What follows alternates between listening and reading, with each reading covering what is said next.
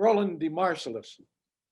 I've been here 53 years, and the Marcellus family was always one of my favorites, starting with your father and mother and all the way down to the youngest. Mary the youngest? That's right. Mary was the youngest. And I remember, when you get my age, 88, and been here 53 years, I forget things that happened yesterday, of course. I remember things that happened 30, 40 years ago. And I remember a number. Now one thing I do remember Jabberwocky, but I don't know if you did it or my brother Ori. Ori did it. Okay. And he can still do it today. Okay. And did you do Cyrano? Yes.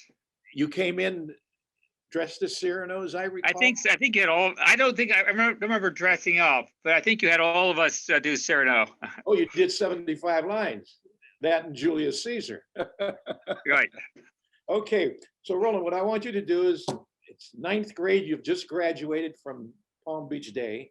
Now take us on through up to the present. Sure. It's been a great ride. I've really been fortunate. So I left the day school in ninth grade. And you probably remember Andy Fisher, my classmate. Oh, Andy, one of my favorites too. Exactly, we're on the basketball team with you as coach. Anyway, the two of us had applied to Cardinal Newman and then got rejected. So Andy went on to Yale. Anyway, so he went over to Twin Lakes High School, which was then the public high school in West Palm Beach. It's gone now, sadly. And he came back to me, hey, looks pretty good. The debate team, nationally ranked, all this stuff.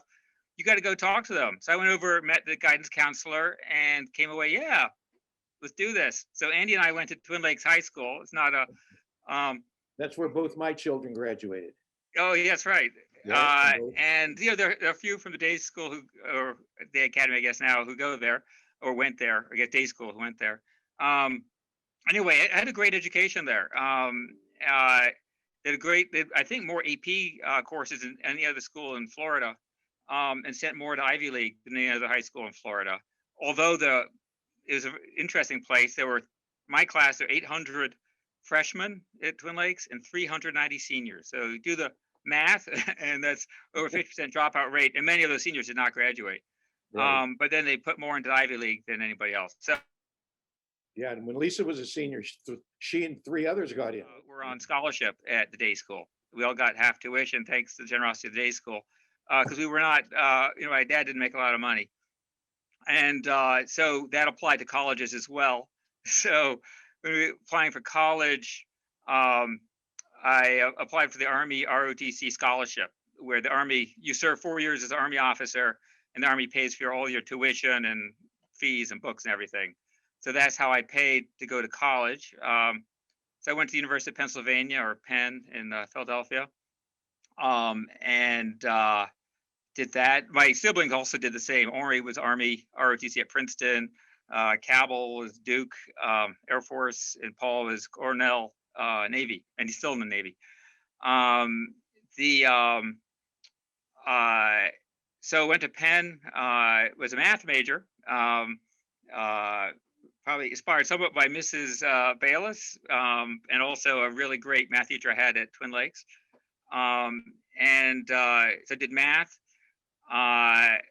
graduated, went right the day I graduated. That day, I was commissioned as Army officer. I took my oath to protect and defend the Constitution and serve the American people. And I was just thinking about this interview today. I've been doing it ever since. It's never stopped. I've been under that oath since my graduation from Penn. Now I'm at the State Department, but under the same oath. And I was, so I did Army, active duty. There's no better job in the world. And to be honest, I don't know if I would have done it if I didn't have to pay for my college, but I'm so glad I did.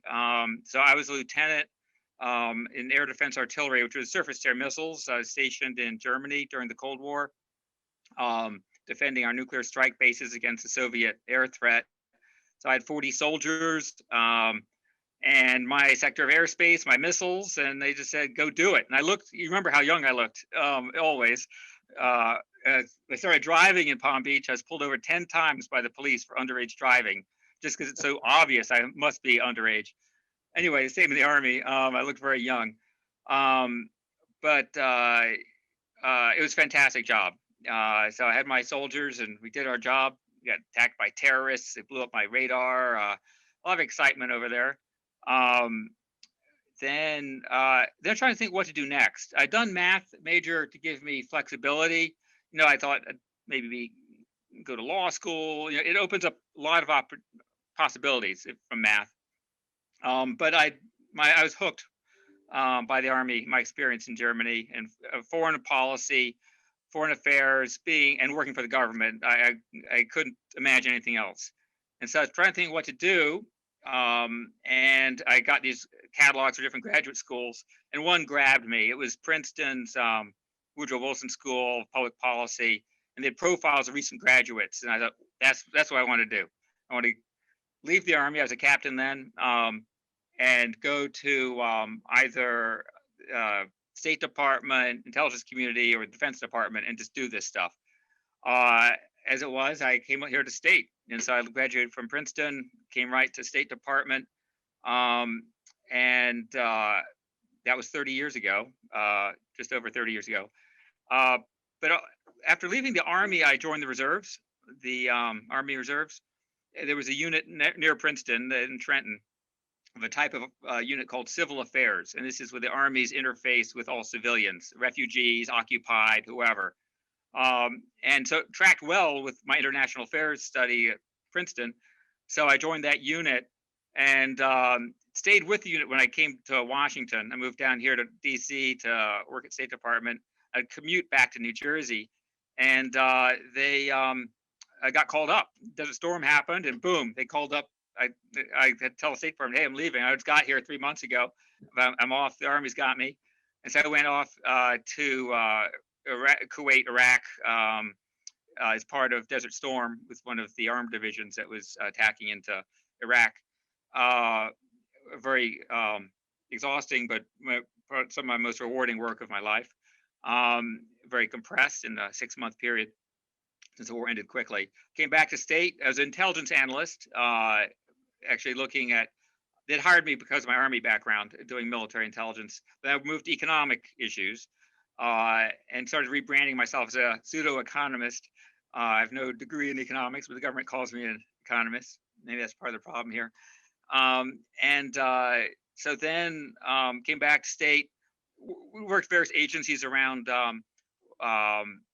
Washington, did a little stint at the White House on intelligence issues, and stayed at State until the Army called up again and said, now you're going to Bosnia. I worked there. That's what I wanted to ask you about. Bosnia. You might have run across some of my relatives there. My mother was born in Serbia. Oh, well, I was in the Serbian part of Bosnia. You saw a lot of those Serbs. I did. It's fascinating. I was in the Srpska Republika of Bosnia. Very friendly people, actually, really. Even though we were technically at war, because I was there during the Kosovo operation. Then I came back, State Department. I've been doing my work, a lot of rebuilding of after earthquakes, conflict. I would organize other governments to pitch in money. I loved it because every American loved what I was doing, whatever your political stripe. I'm getting money from other countries to help build things. So I got 13 billion to help rebuild Iraq, 10 billion to help rebuild Haiti after the earthquake, things like that. And then the Army called again, and I just got engaged on September 1st, 2001. And then 9/11 happened 10 days later. And then a couple months later, the Army called and said, by the way, now, at this point, I was Lieutenant Colonel commanding a battalion. They said, you're going to Afghanistan, taking the first battalion of its type to Afghanistan. And so the first year of my marriage, I was gone in Afghanistan. Oh my. And leaving my wife pregnant. And we came back I made it back, luckily, on leave for the birth of my first child. I have 6, like my parents. Then I've been at State Department, still working economic issues. Right now, I'm the Deputy Assistant Secretary of State for International Finance and Development and the Economic Bureau. So I deal with things like international debt, work with the World Bank, investment policy, those types of issues, which currently is all related to China. Let And me ask kind of, you this, Roland, before, let me interrupt just a minute. You're sure, with the State Department. right. Now, are you civil service or, Yes. okay, you don't have to worry about leaving next week. Yeah, exactly. I had traveled enough with the Army. I wanted to stay put, and I got 6 kids. I think I'm happy with civil service. Oh, good, good, good. Yeah, and I've loved it. I love my work now. It'll continue unchanged after inauguration, working on kind of countering some of the Chinese activities, particularly lending, let's say, without transparency to governments. But I've loved everything I've done at state, my whole career, and in the Army. It's been like when in Afghanistan, we rebuilt schools for girls. 75 schools we rebuilt for $6 million, hiring Afghans to do it. All the girls' schools have been destroyed by the Taliban. Again, that was early Afghanistan, 2002. But no, everything I've done, I've really enjoyed. I've been really fortunate in my life. I've got 6 wonderful children from high school senior down to second grade. My goodness. I'm sorry, third grade now. And my parents are doing great. You mentioned them. They are both 91. They're about to celebrate their 60th wedding anniversary in a couple months. And they're doing very, very well. I was wondering, Barb and I were wondering how old. Now, I thought your dad and I were the same age, but he's 3 years older than I am. That's right. Yeah. Okay, yes. And he was, as I recall, a very highly decorated member of the armed forces. He won the Silver Star, right? That's right. In Korea. In the Army. In Korea, that's right. Right. And your mom is 91 also, Millie. That's right. What a beautiful lady. And yes. And she was a mathematician for the Navy during the Cold War. She tracked Soviet submarines here in Washington for 10 years. Yeah, Millie, I was a math major too. About her is, I don't think she ever had a angry thought in her mind. She was always so kind and so. Yes. She was the Southern lady, but she could get angry but only when very warranted. Well, that's great. Now, let me just ask you this question. I'm just curious. Will there be with the shift in the administration, will that have any effect on your department, what it says that you're doing? No, I'll get a new assistant secretary of state over me. But I've already talked to the transition team, who very much support everything I've been working on. So my work will stay the same. My job will stay the same. Good. Okay. And, excellent. Yeah. It was great. I had to testify before the Senate a couple of years ago about what I was doing. And the Republicans invited me up, and I talked to their staff ahead of time, and they said, "We hope you're going to say this, this, and this, and this." And I said, "I am. That's what I do." Then the Democratic side staff called me up and said, "Hey, we hope you're going to say this, this, this, and this." Well, it was the same this as Republicans had said, and that's what he's doing. I live in a very great world here. Where are you living? Where do you live? I live now out in Virginia, Northern Virginia, where the schools, public schools, are just absolutely amazing. It's like a private school for free. Virginia, okay. Because I went to Maryland, College Park. Oh, that's right. I remember that. Maryland, and yes. So that's it. Well, wonderful. What a wonderful career. What a I'm reading your thing there. I was just so impressed and so proud. Now let's go and do some reminiscing. Yes. Tell me about Palm Beach Day. Were you a lifer? Yep. Kindergarten through ninth. So share some of your memories, some good, some bad, whatever. Yeah, sure. Any questions you might have.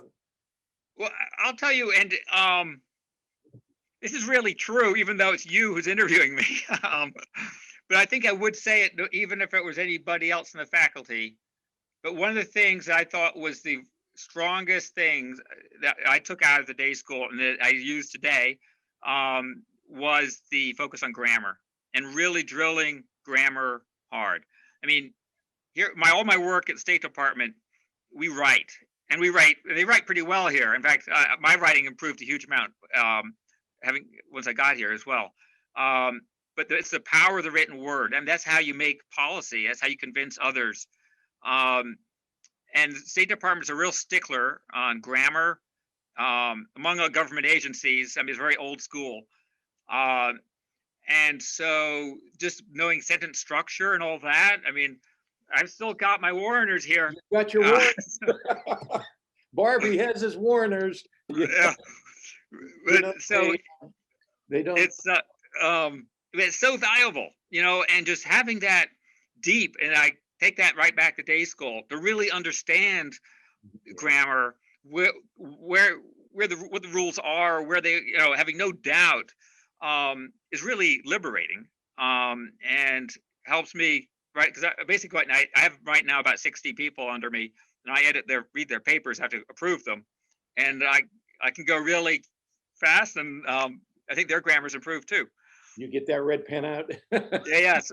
Sadly, we don't. It used to be when I started here at State, I would write something and take it to my office director, my boss, and sit in front of his desk while he actually had the red pen, and he edited my work while smoking a cigarette. Well, all of that's gone, the red pen and the cigarettes. So now it's all track changes, which I think is a real problem, because people say, oh yeah, boss has edits, accept all. And they, you know, they don't get to say, why did I change things? It makes it harder to internalize the grammar lesson. So every now and then I threaten that if they don't start correcting themselves, I will print it out and take a red pen and send it back to them, and they can put it in entry. But that's a really valuable lesson for the day school. Do you remember your 75, doing your 75 lines from Julius Caesar and Cyrano de Bergerac? Yes, right. And the magazine articles. Oh, the magazine. Harper's, Atlantic. Yeah, I remember those. And that's very similar to the type of work we do, you know? Yes, yes. And they're very demanding. But remember, you had to write 2 paragraphs. The first, author's main ideas. Right. Second, your opinion. Second, your opinion. Exactly. You know, Roland, we have, and I've told this to a number of the students, they remember it too. I've had parents come in and say, when we do the memory, 75 lines, right. Some of them have complained. They said, well, you're asking these kids to do this, that, and one of the complaints they have is, as a mother told me last year, she said, I don't want my daughter having to memorize. Yeah. I want her to think, think, learn to think. And at that point, I shove my chair out from my desk and I move out where she can see, and I roll my pant leg up and I show her my 12-inch scar. I said, how much memory do you think Dr. Hodge had to do in order to put that beautiful new knee in there? And you didn't have it. I didn't have the sign up when you were there, but there's a sign in, or it was in my room, big red sign that said, facts and skills are inseparable. You can't have skills unless you have a lot of facts. Yeah. You can't do English usage if you don't know the nominative cases, it's in some of the rules. You can't do it. Right. There's no other way.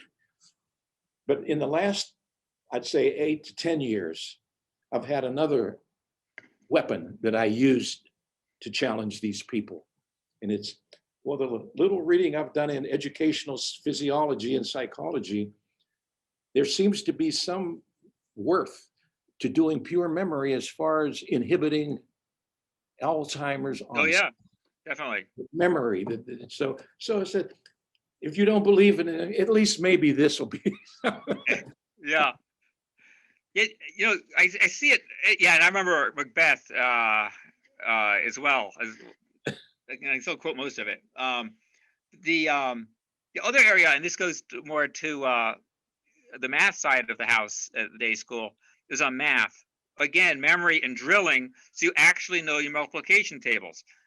I'm sad to say we've got some of the best schools ever up here in Fairfax County, Virginia, but I don't know if it's just them or all schools. They don't drill that anymore. And the children are then crippled up into high school because they have to think what's 8 times 7. But yeah, you're right. You have to have that. You have to have that background, those facts. You need to get those facts in order to apply them. And same with grammar. A lot of the public schools, especially, I know, they don't teach grammar anymore. No, that's sadly true up here too. They say, well, they'll pick it up in reading. Oh, yeah, pick up the grammar in reading. I see. Well, it depends on what they're reading. but it just doesn't Exactly. work. It doesn't work that way. I'm sorry, No, it's you're easy right. that way, but Right, right. No, I've seen that too up here, sadly. do you remember your speech class? Oh, yes, I do very well. Remember your 10-minute speech? You remember your 10-minute Yes, speech? What was it? you're right. I don't, I remember being worried about it. I don't remember the topic, but I went on from you to the debate team at Twin Lakes. Right. And it's a huge advantage, coming, having already had speech with you. It really helped me at Twin Lakes do speech. And then, as an Army officer, being able to public speaking is a core part of the job. You Oh got to my talk to goodness, your I'm soldiers, sure. I'm sure. and I mean, you have to inspire and lead. And then here at State, I speak often, and I love it. I enjoy it. Uh, Communicating an idea, and learning what you have to learn right away. You got to hold. You speak to your audience, and you know exactly where they are, and what's going to be of interest to them. Well, you remember the first rules. You remember how we did it? We took 9 weeks to do it, We took the whole last 9 weeks to do it. In the first 2 weeks, I'd pass out those notes and would go over the notes. And then we would take the second half of that period for 1-minute speeches. Right. That for 2 weeks. Yeah. And then those were all finished with the notes. Then we moved into the majors, and we started with a 3-minute, and then a 5-minute, and a 7-minute, and an 8-minute, and a 10-minute final. And you had 1 week to prepare. Yeah. You had the 1 week. And if you recall, you were able to take your notes up to the speaker stand if you Right. wanted. However, during your introduction, you needed 100% eye contact with the audience. During your conclusion, 100%. And during the body of the speech, 90%. Yeah. And you were under a time thing. You remember that for the 10-minute, it was 9 to 11. Yeah. 9 to 11. And you were punished if you didn't. And through the years, I've had parents say, you can't expect kids to do that. Don't you realize? Yeah. I say, will you come on in and listen to some of these? Right. Roland, I've had kids get up there, put their notes down and go 10 minutes, 5 seconds, 10 minutes, 10 seconds. I tried to do it once myself. I couldn't do it. Yeah. Right. I was a minute and a half. Oh, Yeah. but again, the secret is the same as it is in real estate. Real estate, location, Yeah. speech, preparation, preparation, preparation. Oh, that. For every minute you're up there, 1 hour's preparation. Exactly. 1 hour's preparation. Yeah. And often, at least in the military, you always want to joke because actually humor runs the military. But you better nail that joke. If you mess that joke up at the opening, you've lost it. So that's why I always really try to rehearse the opening and the close. You got to have those nailed down. Nailed down. That's Wander right. a little bit in the middle. That's right. And if you recall, one of the first things on the notes I teach is characteristics of a good speaker, different things, but one of them is self-confidence. Yeah. So the kids will say, well, what is self-confidence, Mr. Greco? And I tell them, I don't know. Well, you have it down there. I said, I know. But, well, what is it? I said, I don't know. But I do know this.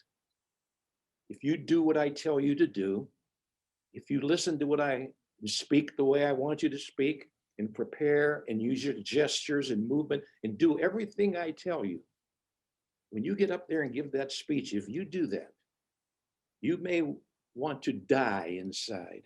Yeah. You're so frightened. But it won't matter because those people are going to say, what self-confidence, whatever that is. Right. Whatever that is, it doesn't matter. It's how you behave, what you say and what you do and how you do it. And if you do it well, I don't care. I've had kids who hyperventilated at the beginning of the speech course. I remember some of that. Hyperventilated, right. Yeah. By the time they're finished, they can do it. Yeah. They're still being torn apart inside. That big survey they did, when was it, 10 years ago, 15 years ago? To the public, what do you fear most in life? Number one, public speaking. No, number 2 was death. Came in second. Right. So I Action's imagine probably third. in the military, it is so important, especially in your position, officers in that, Yeah. The value of starting early too, because early in your life learning it, because I think the later you start, the more difficult and more terrifying it is. oh, I'm very happy. Just absolutely. one thing my kids' school does very well. They start like in fourth grade. They have to do debate. You have to be Athens versus Sparta, with notes and arguments and everything. But at that age, children aren't as self-conscious. But yeah, it's so great that you do it at the day school to get people ready. Yeah. And how many students have come back and said, that helped me so much, because especially many of the students who we've interviewed on these things. How many have we done yet, Barb? We've done about 12, 15. And all of these people have done extremely well. And almost all of them are in positions where they have to speak in public. Right. We have to speak in public.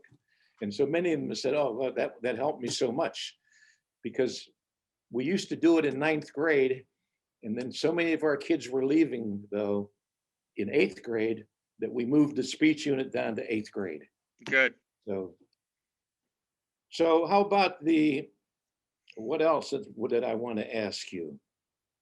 Well, I'll tell you Field something. day. Remember field day? Yeah, field day. But I remember basketball. I was on the very briefly lived Palm Beach Academy Day School basketball team, Yeah, where every play ended in and then get the ball to Eddie. to Eddie, yeah. Were you, Roland, were you on the team where we went out and played Belgrade? Yep. You remember that? Yep. Probably Barbara's father, Mr. Bayless, drove the bus, if you remember that. Yeah, right. So we got out there, and it was about 2:00 when we got there, 2:30. And we went into the gym, and there was no one there. We went into the locker room, got dressed, and then we came out on the floor. You remember, what was his name? The kid, his family, very famous in hotels and that. Oh, God. Yeah, Richard Hilton. Hilton. Yeah. He almost ventilated. He was really, he had never seen anything. And these kids came out. I don't know if you remember, but I'm looking at some of them. They're these are not junior high kids, but they were really developed. And I thought, we're going to get killed here. Well, if you remember the score of that game. It was close. We beat them. You know what the score was? I don't remember. I remember it was a very exciting game. I was on the bench most of the time. 31-29. Yeah. Eddie scored 29 points. Yeah, right. But he was the biggest, tallest kid on the floor. Yeah, right. He could shoot better than those kids. Yeah, it was. I remember I had one basket. I was JV and varsity, but varsity had one basket where the ball just came off the rim and landed in my hands, and I decided just to go shoot it. And so I have 100%. It was my only attempt, because every other player was supposed to get it to Eddie, which was the best odds. Anyway, but I made it. I remember you congratulating me in class. I felt like the big man. I remember one other funny story though from your class. Remember, we had to do a term paper. We had to read 3 books, and kind of that were somehow connected, and do a paper on them. And I picked like 3 really long books, like I don't know if they're Dickens or what, but they were hundreds of pages. And then Andy Fisher, he told me he'd picked Brave New World, 1984, and another book. And I thought, oh, that's smart. Those are much shorter.